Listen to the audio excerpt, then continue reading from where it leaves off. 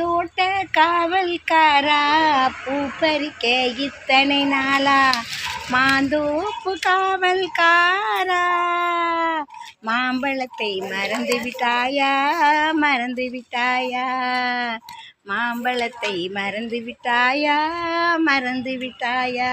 Guys என்னோட sister, என்னுடைய கூட பிறக்காத சகோதரி இவ்வளோ பாசமாக இருப்பாங்கன்னு நான் நினைக்கல.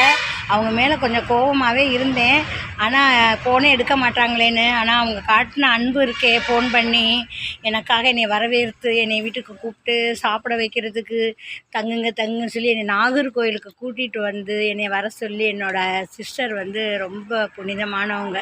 அவங்க வந்து கிறிஸ்டினு. அவங்க வந்து ஆண்டவர் மாதிரி வந்து மாதா மாதிரி எனக்கு ஒரு தாய்க்கு தாயாகவும் சகோதரிக்கு கண்ணு கலங்குது. இவ்வளோ நல்ல குணமாக இருப்பாங்கன்னு நான் நினைக்கவே இல்லை. அவங்கள ஒரு 2 டைம்ஸ் பார்த்தேன் நான் வந்து அவார்டு ஃபங்க்ஷனில். அது இன்னும் என் மேலே பாசமாக இருந்தாங்க. இந்த மாங்காய்லாம் மதுரைக்கு போகும்போது உங்களுக்கு பறித்து தர சிஸ்டர்னு சொல்லியிருக்காங்க. இப்போ சமையல் பண்ணிகிட்ருக்காங்க. இப்போ பாருங்கள், அவங்க வீட்டு மாமரத்தில் தான் பாருங்கள் நான் வந்து ஃபோட்டோ எடுத்துகிட்ருக்கேன், வீடியோ எடுத்துகிட்ருக்கேன். காய்ஸ், இந்த வீடியோ பிடிச்சினா கமெண்ட் பண்ணுங்கள், அவங்க ஷேர் பண்ணுங்கள். பாருங்கள், அவங்க வீட்டில் இருக்கேன் பார்த்தீங்களா, எப்படி இருக்கேன் பார்த்தீங்களா, சூப்பராக இருக்குன்னா. எங்கள் ஹஸ்பண்ட் வந்து கோவமாக ஃபோனை எடுக்க மாட்டார். நமக்கு எங்கேயாவது ஊருக்கு வந்துட்டுன்னு வச்சுக்கோங்களேன். இது பாருங்கள், மாங்காய் பாருங்கள், கொத்து கொத்தா மாங்காய், கொத்து கொத்தா மாங்காய். எங்கே பாருங்க, கொத்து கொத்தா மாங்காய். போகும்போது பறிச்சுட்டு போய் செம்மையாக சாப்பிடுவோம். ஹாய் பாருங்கள்.